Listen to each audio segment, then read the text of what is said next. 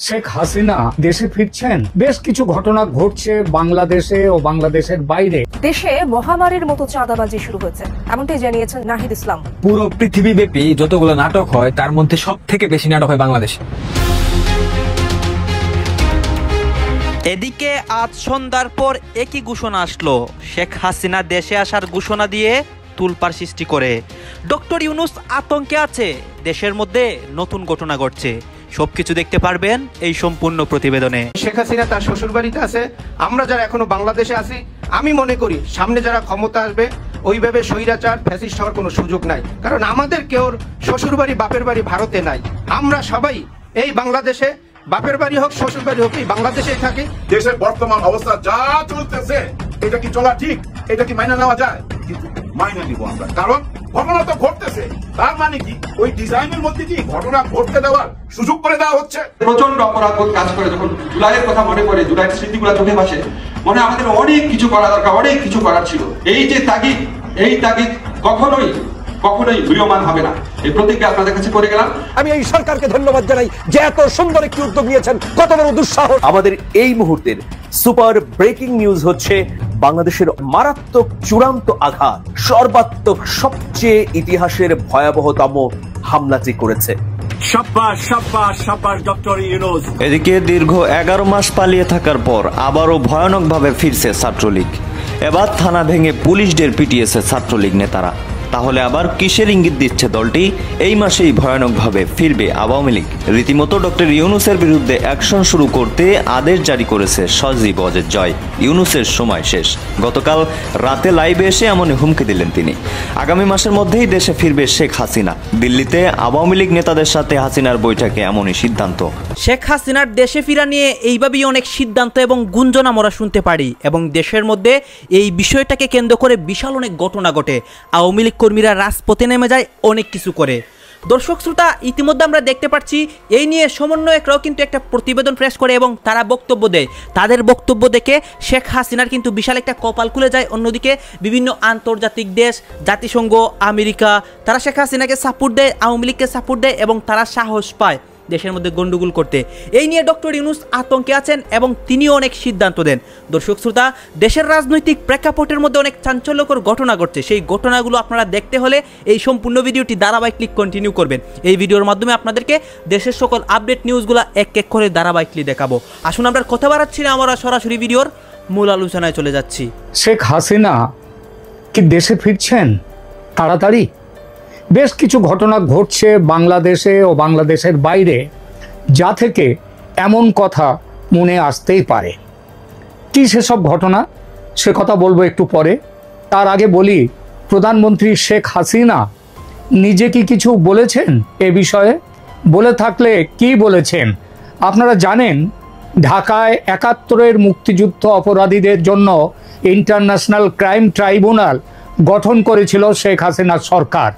সেই ট্রাইব্যুনালের ক্ষমতা বেআইনিভাবে, অবৈধভাবে সংশোধন করে অবৈধ অন্তর্বর্তী সরকারের প্রধান মোহাম্মদ ইউনূস গত জুলাই আগস্টের ঘটনাকে বিচারের পরিসীমায় নিয়ে এসে শেখ হাসিনা ও অন্যান্য আওয়ামী লীগ নেতৃত্বকে যুদ্ধ অপরাধী হিসেবে বিচার করতে চাইছে। অর্থাৎ ৭১-এর মুক্তিযুদ্ধের বিচারের জন্য যে ট্রাইব্যুনাল হয়েছিল যুদ্ধ অপরাধীদের, সেটাকে গত বছর ২০২৪-এর যা ঘটেছে বাংলাদেশে, সেটাকে যুদ্ধ বলছেন তারা, এবং সেই যুদ্ধের বিরুদ্ধে যারা ছিল অর্থাৎ শেখ হাসিনা সরকার, তার বিচার করতে চাইছে। শেখ হাসিনার সরকারের যারা নেতা মন্ত্রী এবং শেখ হাসিনাকে স্বয়ং বিচার করতে চাইছে। এই বিচার পর্বে শুরু হয়েছে, এই বিচার পর্ব ইতিমধ্যে শুরু হয়েছে ঢাকায়। বিচার কেমনভাবে চলছে সে বিষয়ে একটি আলাদা প্রতিবেদন আজকেই তৈরি করে রাখবো আপনাদের সামনে, দয়া করে দেখবেন। সেখানে এই ট্রাইব্যুনালকে কিভাবে বেআইনিভাবে ব্যবহার করা হচ্ছে সেটা নিয়ে ব্যাখ্যা করব। ঢাকায় গত সোমবার ৭ জুলাই থেকে শুরু হয়েছে ট্রাইব্যুনালের বিচার পর্ব। আর এই বিচার যে শেখ হাসিনাকে প্রবল আক্রমণাত্মক করে তুলেছে সেটা বুঝিয়ে দিলেন তিনি। সোমবার রাতেই এক ভার্চুয়াল ভাষণে তিনি দৃপ্ত কণ্ঠে বললেন, মামলার নোটিশ দিক, দেশে ফিরে মামলা লড়ব, দেখব কত ধানে কত চাল। হাসিনার এই যে অবস্থান, এটা কিন্তু একেবারেই নতুন। এতদিন তিনি ও তার দল আওয়ামী লীগ নেতারা বলছিলেন বিচারের নামে প্রহসন চলছে দেশে, তাই এই বিচার প্রক্রিয়া বয়কট করছেন তারা। আজ কিন্তু সেখান থেকে অবস্থান বদলে নেত্রী বললেন মামলা লড়বেন, তার আগে নোটিশ দিক। আজকের ভাষণে ট্রাইব্যুনালের বৈধতা নিয়ে প্রশ্ন তুলেছেন তিনি বলেছেন জঙ্গিদের দিয়ে ইউনূস ক্ষমতা দখল করেছে।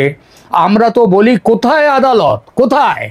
এই বিচারের কোনো বৈধতা আছে নাকি? বেআইনি আদালতে শাস্তি দেয়া হয়েছে।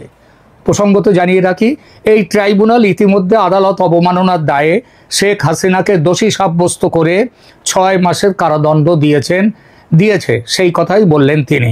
প্রধানমন্ত্রী হাসিনা এই প্রসঙ্গে আর যে কথাটি বললেন সেটি খুবই গুরুত্বপূর্ণ। তিনি বলেছেন মামলার নোটিশ দিক, আমি অবশ্যই আসব, এই সব মামলার মোকাবিলা করব, দেখব কত ধানে কত চাল। জনগণই আমার শক্তি, আমার তো কোনো বিদেশি প্রভু নেই।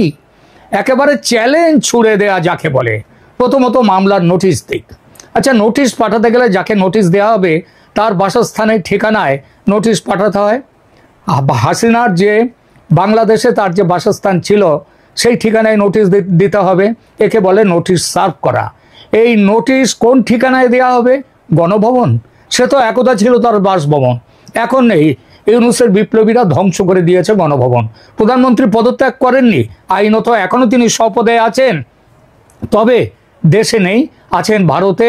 ভারতের কোথায় তা জানা নেই বাংলাদেশের এই অবৈধ শাসকের। আর ভারতকে দিয়ে নোটিশ সার্ভ করানো যায় না, যাবে না, কারণ ভারত পরিষ্কার বলে দিয়েছে তাদের হাসিনা যতদিন চান, যতদিন না তিনি দেশে ফিরতে পারেন, ভারতেই থাকবেন। তাহলে নোটিশ পাবেন কি করে তিনি? সংবাদপত্রে বিজ্ঞাপন দিয়ে নোটিশ দেওয়া যায়, এটা আইনিভাবে সিদ্ধ। সেটাও কি দিয়েছে বাংলাদেশ সরকার? উত্তর কিন্তু স্পষ্ট নয়। নোটিশ পাননি একথা বলেননি শেখ হাসিনা, তিনি বলেছেন মামলার নোটিশ দিক। তাহলে কি নোটিশ ইস্যু না করেই বিচার চালাচ্ছে ট্রাইব্যুনাল? পুরো পৃথিবীব্যাপী যতগুলো নাটক হয় তার মধ্যে সব থেকে বেশি নাটক হয় বাংলাদেশে। প্রিয় দর্শক, আপনারা জানেন মার্কিন যুক্তরাষ্ট্রের প্রেসিডেন্ট ডোনাল্ড ট্রাম্প বাংলাদেশের আমদানিকৃত পণ্যের উপর 35% শুল্ক আরোপ করেছেন।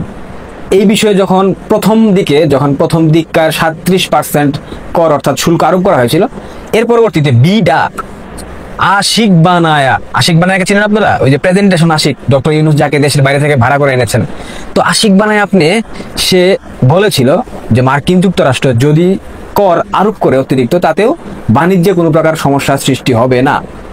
তার কোন থিওরি দিয়ে, অর্থনীতির কোন থিওরি, কোন পলিসি দিয়ে সেই কথা বলেছিল আমরা জানি না।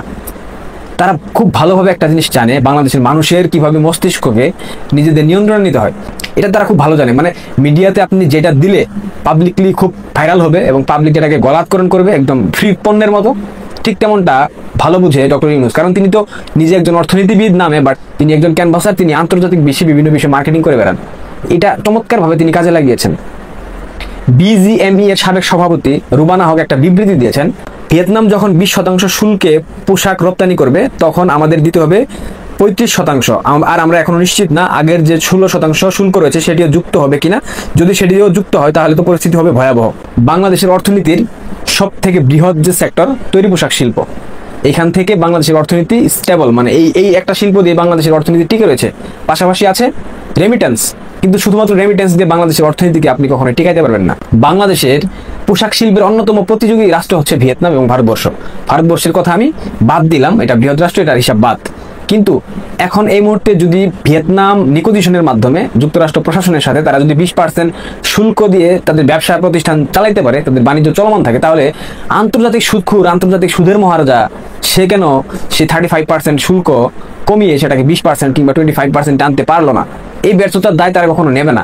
এর মধ্যে আবার যে উদ্বেগের কথা জানিয়েছেন সাবেক বিজিএম এর সভাপতি রুবানা হক, যে আগের যে 16% শুল্ক ছিল মানে আওয়ামী লীগ সরকারের শাসনামলে, সেটাও যদি এখন যুক্ত হয়ে যায় সেই ক্ষেত্রে 35 + 16 হচ্ছে আপনার 51, তাহলে এই বাণিজ্যে অর্থাৎ এই গার্মেন্টস শিল্পে যদি 51% শুল্ক দিতে হয়, তাহলে ব্যবসায়ীরা কি ব্যবসা করতে পারবে? বাংলাদেশে কি শিল্প প্রতিষ্ঠান কোনো কিছু থাকবে, চলবে? নিঃসন্দেহে চলবে না। আপনাদের এও জানা উচিত বাংলাদেশের তৈরি পোশাক শিল্পের 80% মার্কিন যুক্তরাষ্ট্রে মানে রপ্তানি করা হয়। তার মানে মেটিকুলাস ডিজাইনের মাধ্যমে বাংলাদেশের অর্থনীতিকে আকাশ ভরা তারা করে দিয়েছে আমাদের আন্তর্জাতিক সুদের মহাজন ডক্টর মোহাম্মদ ইউনূস চাচা। অর্থনীতি ভঙ্গুর, প্রশাসন ধ্বজভঙ্গ, আইনের শাসন নাই, বিচার বিভাগ নিয়ন্ত্রিত, তো সবকিছু মিলিয়ে মাসুদ কামালের সেই বিবৃতিটা আমাকে পড়তেই হচ্ছে। পুলিশের মনোবল ধীরে ধীরে ভেঙে দেওয়া হচ্ছে এবং সেটাকে ইস্যু করে নির্বাচনকে কিভাবে পিছিয়ে দেওয়া যায় তার আলোচনা চলছে। সেই আলোচনাটা কারা তুলছে? সেই আলোচনাটা তুলছে জামায়াত ইসলামী, এনসিপি ও বিভিন্ন রাজনৈতিক দল। মাসুদ কামাল একজন বিএনপিপন্থী সাংবাদিক, বাট যৌক্তিক কথা বলেন, যৌক্তিক কথা যেগুলো বলবে সেগুলো তো অবশ্যই সমালোচনা করতে হবে, আলোচনা করতে হবে। বাংলাদেশে নির্বাচন হচ্ছে না, বিএনপি যতই চেষ্টা করুক না কেন নির্বাচন হচ্ছে না, এবং বিএনপিকে আন্তর্জাতিকভাবে এবং দেশীয় মিডিয়াতে যে স্বীকৃত চাঁদাবাজ বানানো হয়েছে এবং সেটা তারা করেছে বিধায় তো তাদেরকে চাঁদাবাজ বানাতে সক্ষম হয়েছে। ইসলামী আন্দোলন বাংলাদেশের যে একজন নেতা মুফতি ফয়জুল করিম গত দুদিন পূর্বে তিনি বিএনপিকে ধরে দিয়েছেন। গতকালকে একটা ভিডিও দেখতেছিলাম, সেইখানে বিএনপিকে মানে উনি যা দিয়েছেন এটা বিএনপি আদৌ গিলতে পারবে কিনা, হজম করতে পারবে কিনা আমার জানা। নতুন করে সংস্কারের মাধ্যমেই আওয়ামী লীগকে পুনর্বাসনের জন্য উদ্যোগ গ্রহণ করেছে দেশি বিদেশি বিভিন্ন অর্গানাইজেশন। আপনারা জানেন এই দলটি প্রতিষ্ঠাকালীন থেকে আজ পর্যন্ত বাংলাদেশের মূল্যবোধ, বাংলাদেশের মানুষের চিন্তা চেতনার জন্য মূলত প্রতিষ্ঠা করা হয়নি। তাদেরকে প্রতিষ্ঠিত করা হয়েছিল একটি ভিনদেশি তাবেদার রাষ্ট্রের তাবেদারি করার জন্য এবং সেই রাষ্ট্রের মদতপুষ্ট সংগঠন বাংলাদেশের পতিত স্বৈরাচার শেখ হাসিনার সেই আওয়ামী লীগকে পুনর্বাসন করার জন্য। জাতীয় পার্টি তার প্রতিষ্ঠা লগ্ন থেকে আজ পর্যন্ত বাংলাদেশের ভিন্ন কোনো দলের সাথে তারা সম্পর্ক করে আন্দোলন সংগ্রাম কিংবা রাজনীতির মাঠে বেড়ে ওঠেনি একমাত্র আওয়ামী লীগ ছাড়া। তাদের সুদিন গিয়েছে আওয়ামী লীগের সাথে, তারা বিরোধী দল থেকেছে আওয়ামী লীগের সাথে, তারা সরকারি দলে থেকেছে আওয়ামী লীগের সাথে, যাই থেকেছে সব কিছু আওয়ামী লীগের সাথে, এবং তারা যতগুলো জোট করেছে সব জোটগুলো শুরু থেকে আজ পর্যন্ত সব কিছু করেছে আওয়ামী লীগের সাথে। আপনারা জানেন সাম্প্রতিক সময়ে জাতীয় পার্টির আবার নতুন করে 2-4টি গ্রুপ বের হয়েছে। এক গ্রুপ বলছে যে আমাদেরকে বহিষ্কার করা হয়েছে, এটা জাতীয় পার্টির অধিকার নেই। আপনারা তাদের চেহারা ছুরাত দেখলেই মনে করবেন বাপরে বাপ এত বড় ভুল জাতীয় পার্টি করলো, এই লোকগুলোকে বহিষ্কার করলো। কিন্তু একটাবারও তাদের চেহারার দিকে তাকিয়ে দেখবেন না সেই লোকগুলো আসলে আপনার বন্ধু কিনা। এই যে লোকগুলো এখন সংবাদ সম্মেলন করে বহিষ্কারের কথা তুলছে, এরাও একটা প্ল্যানের অংশ হিসাবে এই কথাগুলো বলে জাতীয় পার্টিতে অন্য আরেকটি গ্রুপ দিয়ে এই মুহূর্তে পারপাস সাফ করানোর জন্য চেষ্টা করছে। না হয় আপনি তো বুঝবেন না যে আসলে এরা দুইজন যে মানে পরিকল্পনার অংশ হিসেবে করছে, এটা যাতে আপনাকে বুঝতে না পারেন সে কারণেই তারা একজন আরেকজনের দোষারোপ করছে।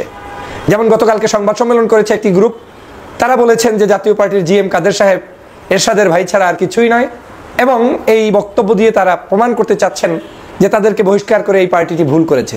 কিন্তু আপনারা কি বলতে পারবেন যে তারা এই যে আন্দোলন করছে, বহিষ্কারের পরে সংবাদ সম্মেলন করছে, এগুলো যে একটি দেশের শিখানো নাটক, এবং একটি দেশ তাদেরকে বলে দিয়েছে যে এইটা এখন রোল প্লে করতে হবে, করার পরে তোমরা আবার সংবাদ সম্মেলন করে জাতির কাছে বলতে হবে, বললে ওই যেটা তোমরা মানে প্রতিষ্ঠিত করার উদ্দেশ্য রয়েছে সেটা জনগণ তখন বিশ্বাস করবে। যেমন কি করেছে দেখেন, গত দুদিন আগে আপনারা জানেন জাতীয় পার্টির মহাসচিবের পরিবর্তন হয়েছে। শামীম হায়দার পাটোয়ারি সাহেবকে মহাসচিব করা হয়েছে হঠাৎ করে মহাসচিব শামীম হায়দার পাটোয়ারিকে কেন করতে গেল আজকের এই জিএম কাদের সাহেব? আপনাদের মাথায় কি একটু ধরে না? জিএম কাদের সাহেব তাকে কেন এই হঠাৎ করে বানাতে গেল? নাম্বার 1, জাতীয় পার্টিকে একটু নতুন করে সংস্কার দেখাতে চায়, জাতির কাছে বুঝাতে চায় যে জাতীয় পার্টি এখন নতুন উদ্যমে কাজ করবে।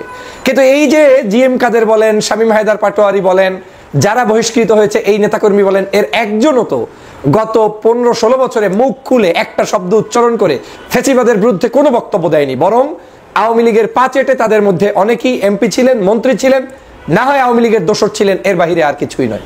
তাহলে আপনি এখন হঠাৎ করে এই জাতীয় পার্টির দুই গ্রুপই সংবাদ সম্মেলন করার দুঃসাহস কোত্থেকে পায়? কারণ এটাই হচ্ছে তাদেরকে আওয়ামী লীগ পুনর্বাসনের নতুন কৌশলের অংশ। শুধু জামাটা একটু পরিবর্তন করে দিয়ে তাদেরকে এখন রাস্তায় নামিয়ে দেওয়া হচ্ছে। এক গ্রুপ পক্ষে বলবে, এক গ্রুপ বিপক্ষে বলবে, কিন্তু দুই গ্রুপই মাঠে থাকবে। দুই গ্রুপের কাছেই টিভি চ্যানেলগুলো যাবে, দুই গ্রুপের কাছেই পত্র পত্রিকাগুলো যাবে, নিউজ করবে। এভাবে করেই স্লো মোশনে তারা রাজনীতির অঙ্গনে প্রবেশ করবে। এবং যেহেতু তাদের ব্যাপারে কোনো নিষেধাজ্ঞা নাই, নির্বাচনে অংশগ্রহণের কোনো মানে তাদের প্রতি কোনো নিষেধ করা হয়নি, এখন পর্যন্ত তাদের উপরে বড় ধরনের কোনো মানে জেল জুলুম হয়নি, তো স্বাভাবিকভাবে তারা আগামী নির্বাচনে অংশগ্রহণ করার একটি পায়তারা করছে। এবং তারা কি করছে জানেন? তারা এই অংশগ্রহণ করে বাংলাদেশের মূলত যারা এই 24-এর অভ্যুত্থানে আন্দোলনে অংশ নিয়ে জাতির বীর শ্রেষ্ঠ সন্তান হিসেবে রূপান্তরিত হয়েছে, তাদেরকে মাইনাস করার একটি ষড়যন্ত্র চলছে। তাহলে তাদেরকে কারা? জামাত ইসলাম, ইসলামী আন্দোলন বাংলাদেশ, এরপরে আরো যে ছোট রাজনৈতিক দল রয়েছে সেই দলগুলোকে আবার জাতীয় পার্টিকে উত্থান ঘটিয়ে তারপরে এখান থেকে মাইনাস করার একটি গভীর ষড়যন্ত্র শুরু হয়েছে। অথচ হওয়ার কথা কি ছিল? 5ই আগস্টের পরে বাংলাদেশে হওয়ার কথা ছিল বাংলাদেশের নিপীড়িত যত রাজনৈতিক দল আছে, যেমন বাংলাদেশ জাতীয়তাবাদী দল বিএনপি, জামাতে ইসলামী, ইসলামী আন্দোলন বাংলাদেশ, এর সাথে গণ অধিকার পরিষদ এনসিপি সহ যারাই এই জুলাই বিপ্লবের সাথে সম্পৃক্ত প্রত্যেককে রাজনীতির অঙ্গনে সুযোগ করে দেয়া এবং তারা যেই সুযোগটা গ্রহণ করবে সেই সুযোগের ভিত্তিতে আজকের এই বাংলাদেশকে নতুন করে বিনির্মাণ করা। কিন্তু এখন তাহলে কেন এগুলো হচ্ছে? এগুলো হচ্ছে এজন্যই যে এখন পর্যন্ত বাংলাদেশের যেই চেতনার আলোকে জুলাই বিপ্লব হয়েছে সেই চেতনাকে বাস্তবায়ন করা সম্ভব হয়নি। এখনো পরিকল্পনা আছে কিছু কিছু মানুষের, যারা চায় জাতীয় পার্টি পুনর্বাসন করে জাতীয় পার্টির ভিতরে আওয়ামী লীগকে ঢুকিয়ে দিয়ে এই মানুষগুলোকে পুনঃপ্রতিষ্ঠিত করা, এবং তারা এখানে এখন এসে বিএনপির পক্ষেই 10টা 12টা বক্তব্য দিবে, স্টেটমেন্ট দিবে। এত বড় দল থেকে দলের প্রধান যেহেতু বিদেশ, যারা দায়িত্ব নিছেন এখানে, আপনারা প্রথম থেকে এই পর্যন্ত একই জায়গায় আছেন, নির্বাচন। তারপর আরেকটা ঘটনা ঘটালেন, 2 দিন আগে চরমনায় পীর সাহেবকে একটা খোঁচা মারলেন। এই যে খোঁচাটা দিলেন এর বিনিময়ে কি পাইলেন? পুরো একটা খাম্বা দিয়ে দিছে। তো ডক্টর মোহাম্মদ ইউনূস স্যার যখন আসলেন, প্রথম দিকের ভাষণগুলোতে খেয়াল করলে দেখবেন একটা কথা অনেকবার বলছেন উনি, যে দেশ এখন যুদ্ধের পরিস্থিতির মধ্যে দিয়ে যাচ্ছে। কিন্তু দেশে তো কোনো যুদ্ধ নাই, না কোনো দেশের সাথে কি আমাদের যুদ্ধ চলতেছে না, কিন্তু যুদ্ধময় পরিস্থিতি চলছে। কেন কথাটা বলছে? আগে আমার মেয়ের কথাটা শুনি। আমার মেয়ে, এরকম একটা মেয়ে যদি থাকতো আমার আর কিচ্ছু লাগতো না ভাই। হ্যাঁ, ডাক্তার ইউনূস স্যারের সাথে একটা মেয়েকে দেখছিলেন আপনারা, এই যে যখন বিদেশ গেল, ওই যে মাস্টার মাইন্ডকে পরিচয় করায় দিল, হিজাব পরা, খেয়াল আছে? ওনার হিজাবের কালারটা যেমন, এই যে সামান্তা শারমিন, ওনার হিজাবের কালারটা দেখেন একই রকম। এই যে ভারতের বিরুদ্ধে কথা বললো, দেখেন মঞ্চে দাঁড়ায় ওপেন। আপনারা অন্য দল এভাবে কথা বলতে পারেন না। আর ডক্টর ইউনূস স্যার কেন বলছিল যুদ্ধময় পরিস্থিতি? কারণ আমরা ভারত মুক্ত হইতে চাই। 71 স্বাধীন হয়েছি আমরা, কিন্তু গ্রাস করে নিছে 54 বছরে আমাদেরকে। সেখান থেকে আমরা মুক্তি চাই, মুক্ত হয়েও গেছি। এই জন্যই বলছে যুদ্ধময় পরিস্থিতি চলতেছে, এটা মাথায় রাখেন। আরো কি বলছে সামান্তা শারমিন, শুনেন। আমরা কখনো আওয়ামী লীগ ছাত্রলীগের সাথে কখনো আপোষ করি নাই। আপনারা মনে রাখবেন, আপনাদের সামনে যারা আছে প্রত্যেকে ত্যাগী নেতা। থাকবো। আমাদের প্রাক্তন প্রধানমন্ত্রী বর্তমানে দিল্লিতে আছে, শোনা যায় ওনার যে ভয়েস রেকর্ড গুলো আপনারা শোনেন, অডিও কল, এর মধ্যে একটা কথা বলে না, বারবার বলে কিন্তু ম্যাটিকুলাস ডিজাইনে দেশটাকে দখল করছে ইউনূস গ্যাং, মানে জঙ্গি গ্যাং। এই কথাটা বলে না? হ্যাঁ, উনি কিন্তু দিল্লি থেকে এই কথাটা বারবার বলে, এবং অনেকেই বলে, আমাদের দেশের অনেক বুদ্ধিজীবী ইনায়া বিনায় এই কথাটা বলে। আসলে ওরা কিন্তু সঠিক। একটা ডিজাইন তো হয়েছেই, বুঝেন না? একটা ডিজাইন না হইলে এতটুকু আগাইতে পারে? এই যে কয়েকদিন আগে একটা জরিপ করছে, কারা জানো? ওইখানে একটা কি জানি জরিপ চালাইছে কারা, ওই যে 15 বছর থেকে 35 বছর, এই 2000 জওয়ান ছেলে নাকি বলছে, 15 থেকে 35 বছর জওয়ান, এদের মধ্যে অনেকেই বলছে যে 15% পাইতে পারে ভোট এনসিপি। এনসিপির চেয়ে বেশি ভোট পাবে যদি নির্বাচন করে আওয়ামী লীগ, আওয়ামী লীগ বেশি ভোট পাবে এনসিপির থেকে। ভাই এটা হলো জরিপের ফলাফল। আরে ভাই, তোর জরিপের গোষ্ঠী মারি আমি, গোষ্ঠী মারি। আরে বোকারাম, এই দলটা হচ্ছে যে আওয়ামী লীগ 75 বছর পুরনো একটা দল। আর এই যে এনসিপি মাত্র 3 মাস বয়স, 3 মাস, কোলের বাচ্চা। তো এর সাথে এর তুলনা হয়, ও যদি 20% হয় আর এর যদি 15% হয় এনসিপি, তাহলে তো অনেক দূর আগে গেছে। 3 মাসে যদি 15% আসে, সামনে তো নির্বাচনের ভাই আরো দেরি আছে, না তো 5-6 মাস, তাহলে কত গুণ বাড়তে পারে একবার হিসাব করে দেখেন। এগুলো মাথায় আছে কিছু? মাথায় কিছু নাই। এই যে রুমিন ফারহানা, হ্যাঁ, পিনাকিদার একটা কন্টেন্ট দেখলাম, এই রুমিন ফারহানা দিল্লির নাকি ওই যে আস্থা কলকাতার ভারতের একটা চ্যানেল আছে না, ওই চ্যানেলে ইন্টারভিউ দিতে যায় বাংলাদেশের বদনাম করতেছে, বাংলাদেশকে জঙ্গি বাহিনী বলতেছে, বাংলাদেশে নাকি দিন দুপুরে ডাকাতি হয়, এবং বাংলাদেশের ইউনূস সরকার ম্যাটিকুলাস ডিজাইনে দেশ দখল করছে, দেশ চালাইতেছে, হাবি জাবি কথাবার্তায় ভর্তি। মানে কি জানেন, এরকম রুমিন ফারহানা যদি থাকে, তাহলে অন্য আর কারো লাগবে না বিএনপির ক্ষতি করার জন্য। হ্যাঁ, ওই যে আরেকজন আছে ফজলুর রহমান, হ্যাঁ ওনার এখানে তো দেখতেছি উনি বক্তৃতা দেয় আর ওদিক দিয়ে জয় বাংলা স্লোগান দেয়। তার মানে কি জানেন, একটা জিনিস মনে রাখেন, এই যে এগুলা কিন্তু বিচ্ছিন্ন কোনো ঘটনা না, এগুলাও কিন্তু ম্যাটিকুলাস ওই ডিজাইনের মধ্যে ঢুকে গেছে। তারাও কিন্তু এটা শিখা ফেলাইছে সরকারের কাছ থেকে। ওদের ম্যাটিকুলাস ডিজাইনে যদি ওরা আগাইতে পারে, আমরা কেন ম্যাটিকুলাস একটা ডিজাইন করতে পারুম না? মানে আমাদের প্ল্যান কি, আমরা আওয়ামী লীগকে আমাদের আঁচলের নিচে নিয়ে আসবো, হ্যাঁ আমাদের পকেটের মধ্যে নিয়ে আসবো। আওয়ামী লীগের ভোটগুলো আমরাই তো পাবো, মানে ভোটের রাজনীতি। দেখেন এই যে ফজলুর রহমান সাহেব, উনি কিন্তু বীর মুক্তিযোদ্ধা। আমার উনার আরেকটা বিরাট পরিচয়, বেগম খালেদা জিয়ার উপদেষ্টা ছিলেন। হ্যাঁ, এই যে আমাদের প্রধান উপদেষ্টা যেমন, উনিও প্রধান উপদেষ্টা ছিলেন বেগম খালেদা জিয়ার, প্রধানটা সেকেন্ড জানি না, উপদেষ্টা ছিলেন, ওনাকে অ্যাডভাইস করতেন।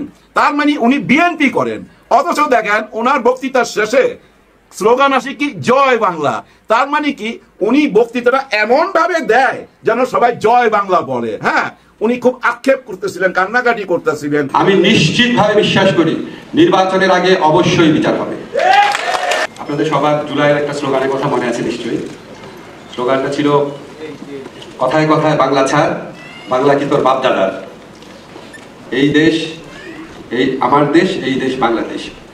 তা আমি যখন জুলাই আসলে জুলাইয়ের কথা বেশি করে মনে পড়ে, যখন এইসব স্লোগান দেখি, যখন চোখের সামনে ভেসে ওঠে, আপনাদের মনে আছে আপন ছোট ভাইয়ের লাশ নিয়ে দুটা বোন মিছিল করছে, এপিসি থেকে আমাদের ইয়ামিনের লাশটা ফেলে দিচ্ছে, তখন মারা যায়নি সে, ফুটপাত নিয়ে টানা হেঁচড়া করছে। একটা বাবা রাস্তার মধ্যে দাঁড়িয়ে চিৎকার করছে যে আমি নামলাম, সব বাবা নেমে আসে। একটা মা পানি ডিস্ট্রিবিউট করছে, মাদ্রাসার ছেলেরা যুদ্ধ করছে, আমাদের যারা রিক্সা চালান তারা যুদ্ধ করছে, তারা রিক্সার গদির উপর দাঁড়িয়ে স্লোগান দিচ্ছে। আমার মনে হয় না বাংলাদেশের জীবনে কোনোদিন এত মহাকাব্যিক কোনো ঘটনা ঘটেছে, এত বড় যে জুলাই, সেটা কোনোদিনও সেটা বিস্তৃত হবে না, এটা আমার দৃঢ় বিশ্বাস। এবং বাংলাদেশের জুলাই কখনো ব্যাহত হবে না, এটাও আমার দৃঢ় বিশ্বাস। আমি জানি ধরেন আপনাদের জায়গায় যখন আমি ছিলাম, সরকারের দায়িত্ব পালন করতে পারতাম না, সব কথা আমি বলতে পারতাম, আমরা সব কথা বলতে পারি না, কিন্তু আপনাদেরকে একটা জিনিস বলি, আমাদের আসলে খুব বেশি হতাশ হওয়ার কারণ নাই। আমি আপনাদেরকে বলি, আমরা যখন সরকারের দায়িত্ব নিয়েছিলাম, আমাদের চিন্তা ছিল বিচারের কথা, সংস্কারের কথা, আমাদের জুলাইয়ের ভাইদের পুনর্বাসনের কথা, আর তারপর সুষ্ঠু নির্বাচনের কথা। আজকে আমি জানি আপনাদের বিচার নিয়ে অনেক প্রশ্ন আছে, কিন্তু আপনাদেরকে আমি নিশ্চিত করি বিচার পূর্ণ গতিতে চলছে, বিচার পূর্ণ মাত্রায় দৃশ্যমান আছে। আপনারা সবাই টেলিভিশন ফুটেজে দেখতে পাচ্ছেন। এখন ধরেন আমি আইন মন্ত্রণালয়ের দায়িত্বে আছি, আমি যদি বলি এই মাসের মধ্যে বিচার হয়ে যাবে, আমি জানি ভিতরে তো আমি জানি, আমার টিমের প্রস্তুতি তো আমি জানি, এটাকে আমার জন্য শোভনীয় হবে? আমাদের তো বিচারটা গ্রহণযোগ্য করতে হবে, আমাদের বিচারটা প্রচণ্ডভাবে গ্রহণযোগ্য করতে হবে। শেখ হাসিনার ফ্যাসিস্ট যে দল, সেই দলের লোকজন হাজার হাজার কোটি টাকা নিয়ে বসে আছে। এই বিচারের প্রতিটা জিনিস পুঙ্খানুপুঙ্খভাবে তারা তদন্ত করে তারা বিশ্ববাসীকে বিভ্রান্ত করার চেষ্টা করবে, বাংলাদেশের মানুষকে বিভ্রান্ত করার চেষ্টা করবে। রাজনীতিতে বিএনপি পুরোপুরি একলা হয়ে গেল, বিএনপির পাশে এখন কেউ নেই। এই বিষয়টা বিএনপি টের পেয়েছে যে আমার পাশে কেউ নেই, এই জন্য এখন সুর নরম। এবং আগামী অগাস্টে বা চলমান জুলাই অগাস্টে এই সময়টার মধ্যেই বিএনপির বিরুদ্ধে নজিরবিহীন ঘটনা ঘটতে পারে, যে পরিস্থিতি শিকার বিএনপি কখনো হয়নি। দর্শক, আমরা একটা বিপ্লব করেছি গত বছর, কিন্তু সেই বিপ্লব পূর্ণতা পায়নি। এখন আরেকটা বিপ্লব লাগবে, এই আরেকটা বিপ্লব হবে বিএনপির বিরুদ্ধে, বিএনপির চাওয়ার বিরুদ্ধে। বিএনপি ক্ষমতাসীন নয়, কিন্তু এই বিপ্লব যেটা হবে সেটা হচ্ছে বিএনপির ফিলোসফি, দর্শন, চাওয়া পাওয়া, প্রত্যাশা, এগুলোর বিরুদ্ধে। অতএব এই বিপ্লব হলে সেকেন্ড রেভলিউশন, যেটা আমরা এই জুলাই আগস্টে করতে চাই, এটা হবে বিএনপির বিরুদ্ধে। দর্শক, যেমন রাষ্ট্রপতি চুপ্পুকে লাথি দিয়ে সরিয়ে দেওয়া, এখন আওয়ামী লীগের তো হারানোর কিছু নাই, চুপ্পুরও হারানোর কিছু নাই। চুপ্পু 1 বছর থাকতে পেরেছে, এটা বোনাস, কিন্তু হারানোর হচ্ছে বিএনপি। কারণ বিএনপি চুপ্পুকে রেখে দিয়েছিল। এই চুপ্পু হাসিনার চুপ্পু না, এই চুপ্পু এখন বিএনপির চুপ্পু। কারণ হাসিনা চুপ্পুকে রক্ষা করতে পারেনি, হাসিনা নিজেই পালিয়েছে। চুপ্পুকে এখনো বঙ্গভবনে রক্ষা করেছে বিএনপি।